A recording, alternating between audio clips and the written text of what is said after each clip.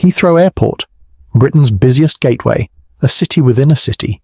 Every minute, planes touch down from every corner of the world, thousands of passengers, mountains of luggage, and behind it all, an invisible system built entirely on one thing: trust. But beneath the polished terminals and perfect routines, something was rotting from the inside.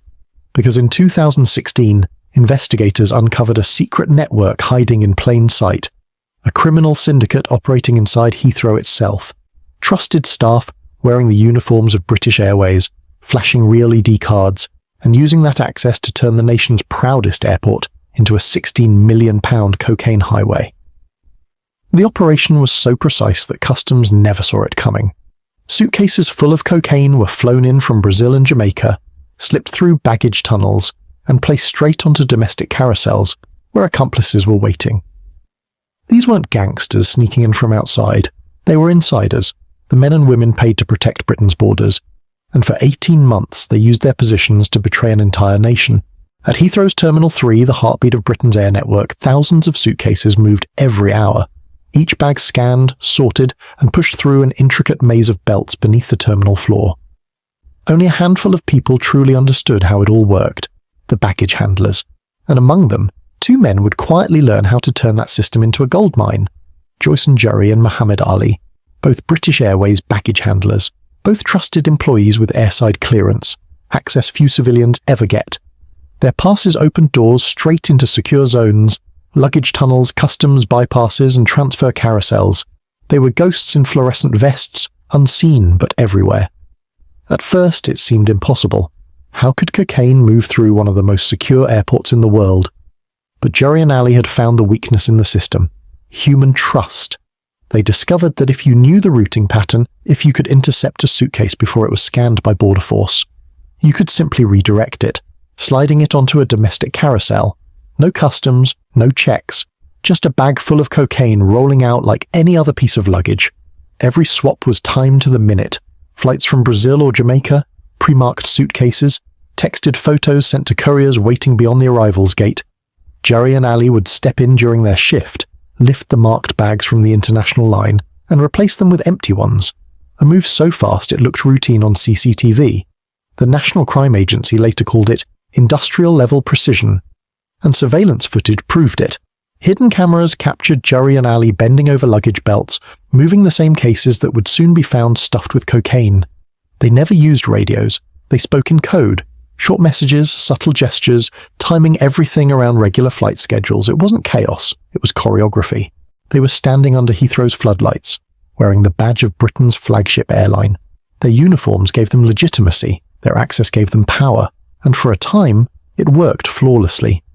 But success leaves patterns, and for investigators, it was the luggage itself that started whispering clues. Border Force analysts noticed unusual routing anomalies: bags from specific flights that seemed to vanish, only to reappear on domestic belts minutes later. To the untrained eye, it was nothing. But to the NCA, it was a signature.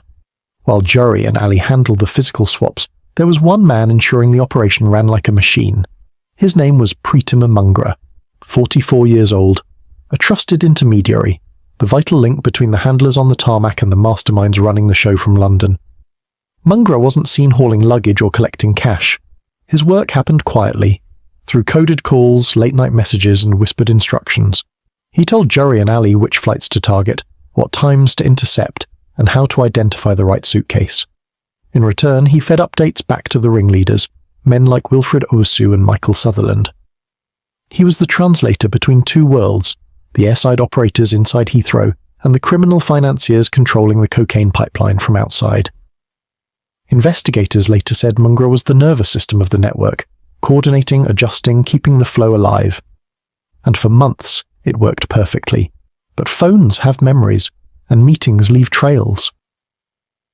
As the NCA's surveillance deepened, wiretaps and intercepted messages began connecting Mungra's communications directly to Owusu and Sutherland. The dots were joining, the hierarchy was forming. The evidence would soon lead detectives away from Heathrow's tunnels and baggage belts into a different world entirely. Luxury flats, private meetings, and cash couriers moving drug money across London. From airport bays to high-rise apartments, the money trail was pointing upward, straight to the ringleaders, Wilfred Owusu and Michael Sutherland. Both were seasoned organisers. Both lived lives that looked legitimate on the surface. But behind the normalcy was a criminal enterprise that would flood Britain with millions of pounds worth of cocaine. Owusu and Sutherland weren't baggage handlers or couriers. They were the architects. They financed the import runs from South America, especially Brazil, and managed every link in the chain from packing to pickup. Flights, timing, distribution, money collection, nothing happened without their sign-off. They brought in Mark Agoro, sentenced later to 14.5 years, and Damien Goodhall, who would receive 11.5. Both acted as trusted lieutenants, helping to organise shipments, manage drop-offs and secure safe houses. Then came Aziz Abdul, an old friend of Owusu's. He wasn't flashy, but he was dependable, a facilitator, a fixer, someone who could quietly move people and money without drawing attention. Together, they built what investigators later called a hybrid network, blending insider airport access with established international trafficking routes. The model was simple, brilliantly simple. Suitcases packed abroad in Brazil or Jamaica, each containing between 10 and 15 kilos of cocaine, camouflaged within ordinary luggage. Those bags were tagged to arrive in London, indistinguishable from any other passenger's belongings. Once offloaded at Heathrow, handlers like Jhurry and Ali took over. They diverted those cases away from the international customs line, sending them to domestic belts where no checks were made. Minutes later, the bags appeared among those from local flights, waiting for pickup. On the other side of the doors, couriers, already landside beyond the eyes of Border Force, were waiting to collect them. To everyone else, it looked like just another reunion at arrivals. To the network, it was payday. This was a production line, shipment after shipment, each one rehearsed, timed and delivered with the same precision. For months it worked flawlessly. Tons of luggage, dozens of flights, each time the same pattern. And all the while, millions in cocaine passed unnoticed under the nation's nose. The National Crime Agency, alongside Border Force and Heathrow management, had been quietly watching for over 18 months. Each suspicious bag, each strange routing code, every late-night message, catalogued, traced and cross-checked. Phone intercepts revealed calls between Mungra and Sutherland. Financial tracking showed deposits far beyond legitimate income, and covert surveillance captured familiar faces meeting in West London cafes, unaware they were being filmed. Piece by piece, the NCA built a complete map of the operation. They knew who packed the drugs, who handled them, who collected them, and who cashed in. By the winter of 2016, they didn't just suspect the Heathrow network, they knew it. Inside the command rooms, investigators watched as yet another flight from Brazil landed. Handlers moved, couriers waited. Every part of the routine played out, but this time it was the last. What followed would end one of the biggest insider betrayals in Heathrow's history. First, there was Moses Awapetu, 38 years old, a familiar face to investigators, repeatedly spotted collecting targeted luggage, walking calmly through domestic exits before blending into crowds. Each time, his timing was perfect. He knew exactly which carousel to approach. Then came Felicia Kufor, 66. Unusual for the role, but trusted. She received text messages containing photographs of the target bags. Same design, same flight details. At her age, she looked harmless. That was her strength. Next, Francisca Archer, 26. Younger, confident, and bold. She was arrested mid-act. Caught lifting a suitcase that contained 11 kilograms of cocaine. One wrong movement, one camera too many, and the game was over. And finally, Leona Townsend Bartley, 32. Not a collector, but a crucial link. Michael Sutherland's personal assistant. She handled the logistics, booking flights, hotels, communicating with couriers, and ensuring everything looked legitimate on paper. Every run had her fingerprints on the paperwork. One by one, the arrests began. Awapetu detained leaving the airport car park. Kufor stopped as she reached for a cab. Archer pulled aside mid-exit, suitcase still in hand. Each operation executed with surgical precision, and when the seizures were counted, the numbers told the story. Over 100 kilograms of cocaine, another 44 kilograms of cannabis, a total street value of more than £16 million. Just before dawn, on a cold 2016 December morning, the operation began. Coordinated raids rolled out across London, Kent and Heathrow staff housing. Dozens of NCA officers and Heathrow police moved in simultaneously.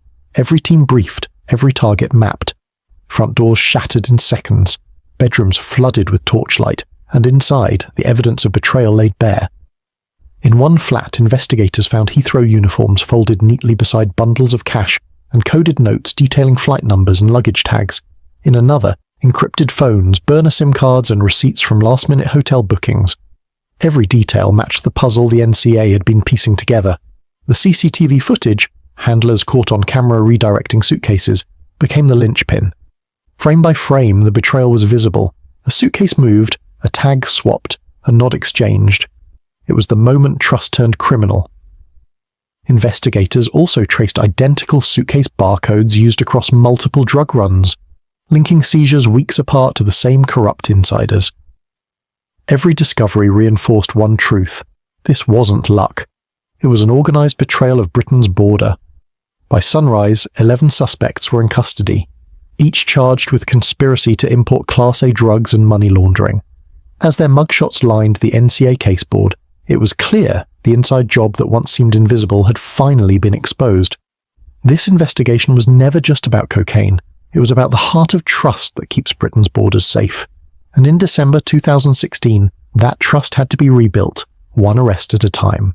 What began in Heathrow's luggage halls ended in two packed courtrooms, Kingston Crown Court and Southwark Crown Court. Dozens of defendants, months of evidence, and a story of betrayal that stunned even veteran prosecutors. They called it industrial-scale corruption. A conspiracy that reached from the runways of Heathrow to the streets of London, moving millions of pounds of cocaine with the help of trusted airport staff.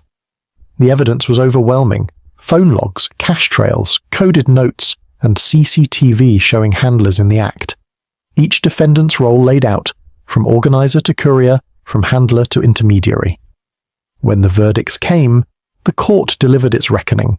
Wilfred Owusu, 20 years. The mastermind, the financier, the man who treated Heathrow like his personal highway. Michael Sutherland, 20 years. Owusu's equal in scale and ambition, the one who turned smuggling into a system. Mark Agoro, 14.5 years. The strategist responsible for the day-to-day flow of drugs and money. Damien Goodhall, 11.5 years. Trusted lieutenant, organizer of multiple successful runs. Joysen Jhurry, 16 years. The baggage handler who used his security pass to betray his nation. Mohammad Ali, 15 years.